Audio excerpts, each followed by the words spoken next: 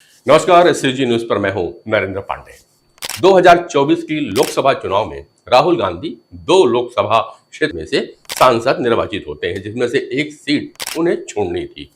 अब स्पष्ट हो गया है कि राहुल गांधी वायनाड की जगह उत्तर प्रदेश की रायबरेली सीट अपने पास रखेंगे और वायनाड सीट से अब उनकी बहन प्रियंका गांधी चुनाव लड़कर लोकतंत्र के मैदान में जाने की तैयारी करेगी। आपके जहन में अब यह सवाल कौन रहा होगा कि आखिर राहुल गांधी ने वायनाड को क्यों छोड़ दिया, जो जीत की गारंटी देता है। एक बात को समझिए, भारत की राजनीति में उत्तर प्रदेश का बड़ा महत्व है। वहां सीटों से ज्यादा महत्व वहां के भूगोल की और वहां की जनता की है। यहां पर जीत और हार का सीधा मतलब है आप सियासी जगत में कितनी ताकत रखते हैं। आपको याद होगा कि 2019 के नतीजों के बाद भी विपक्ष नरेंद्र मोदी सरकार के खिलाफ किस तरह आवाज उठाता रहा है, लेकिन 2024 के नतीजे के बाद अब विपक्ष कह रहा है कि हमारे पास संख्या है, हम विपक्ष की मजबूत आवाज हैं। और वो कैसे संभव हो सका, क्योंकि इस दफा यूपी के इंडी ब्लॉक 43 सीट में जीतने में कामयाब हुआ और 37 सीटें समाजवादी पार्टी के पास गई थी और 6 सीटें कांग्रेस के खाते में आई थी। अब यदि कांग्रेस को उत्तर प्रदेश में और मजबूती देनी है तो जाहिर सी बात है कि राहुल गांधी और पार्टी के रणनीतिकार यही सोचेंगे कि ज्यादा से ज्यादा समय राहुल गांधी उत्तर प्रदेश को दें। राहुल गांधी द्वारा रायबरेली सीट अपने पास रखने की सबसे बड़ी वजह है कांग्रेस को उत्तर प्रदेश में अपनी राजनीतिक जमीन पाने की एक उम्मीद। 2019 में कांग्रेस सिर्फ एक सीट रायबरेली को अपने कब्जे में रख पाई थी, लेकिन इस बार के चुनाव में कांग्रेस को समाजवादी पार्टी के साथ जो गठबंधन हुआ उससे बहुत ज्यादा फायदा मिला।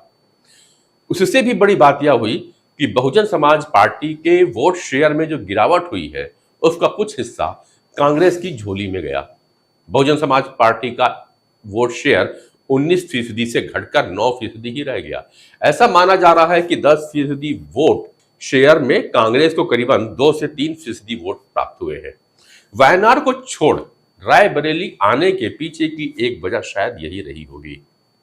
दूसरी वजह हो सकती है कि हिंदी बेल्ट में जब तक कांग्रेस मजबूत नहीं होती उसे केंद्र की सत्ता से दूर रहना होगा। अगर आप राजस्थान हरियाणा के नतीजे को देखते हैं तो कांग्रेस का प्रदर्शन पिछली बार से इस बार कुछ बेहतर हुआ। इस वजह से भी वायनाड छोड़कर राहुल गांधी ने रायबरेली का शायद चुनाव किया हो।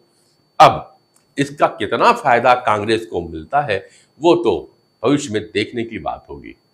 गांधी परिवार का सियासी जुड़ाव भले उत्तर प्रदेश से ज्यादा रहा हो, लेकिन दक्षिण में कई बार उसके लिए राजनीतिक हनुमान बनकर के सामने आया है। गांधी परिवार का इतिहास अगर देखें तो सन 1978 का उपचुनाव इंदिरा गांधी ने कर्नाटक के चिकमंगलूर से जीती और फिर 1980 में उस समय के आंध्र प्रदेश के मेडक सीट से भी इंदिरा गांधी सांसद बनी थी। अगर कहें कि सन 1999 में सोनिया गांधी का राजनीतिक डेब्यू भी दक्षिण भारत से ही हुआ तो गलत नहीं होगा। सोनिया गांधी सन 99 में अमेठी और बेल्लारी से चुनाव लड़ी थी, लेकिन बेल्लारी में चुनाव पहले हुआ था। दोनों सीट जीतने के बाद सोनिया गांधी तब बेल्लारी की सीट छोड़ देती हैं। अब मां सोनिया गांधी के बाद प्रियंका गांधी भी उसी नक्शे कदम पे चलते हुए दक्षिण भारत से राजनीतिक डेब्यू करने की तैयारी कर रही हैं, वायनाड से चुनाव लड़ने जा रही हैं। रायबरेली संग राहुल के नाता जोड़ने की सबसे बड़ी वजह यह है कि जब तक उत्तर प्रदेश में कांग्रेस को पुनर्जीवन नहीं मिलता है, बात कुछ बनने वाली नहीं है। देश की 80 लोकसभा सीटें यहां से आती हैं। उससे भी बड़ी बात यह है कि उत्तर प्रदेश में जीत का एक मनोवैज्ञानिक फायदा होता है। आपको 4 जून की वो तारीख याद होगी जब राहुल गांधी ने कहा था कि वैसे तो विपक्ष की जीत में देश की हर सूबों ने जमकर सहयोग दिया है, लेकिन वो उत्तर प्रदेश की जनता को स्पेशल थैंक्स कहना चाहते हैं, जिन्होंने संविधान पर हमले को समझा था। इस तरह से राहुल गांधी ने हिंदी बेल्ट को साधने की कोशिश की। वहीं वायनाड में प्रियंका गांधी को चुनाव लड़वाकर दक्षिण भारत को भी साधने की कोशिश की जाएगी। 2024 लोकसभा चुनाव के नतीजे से उत्साहित कांग्रेस ने अपना रुख बदला है। राहुल गांधी का रायबरेली संसदीय सीट को बरकरार रखना और वायनाड सीट छोड़ना उसकी रक्षात्मक की जगह आक्रामक रुख का संकेत है। वायनाड रखते तो राहुल गांधी की एक रक्षात्मक दृष्टिकोण दिखलाता, क्योंकि राहुल 2019 में अमेठी से अपनी संभावित हार को देखते हुए वायनाड गए थे। उत्तर प्रदेश में 2024 की लोकसभा चुनाव नतीजे को देखकर ही राहुल गांधी ने वायनाड की बजाय रायबरेली को चुना।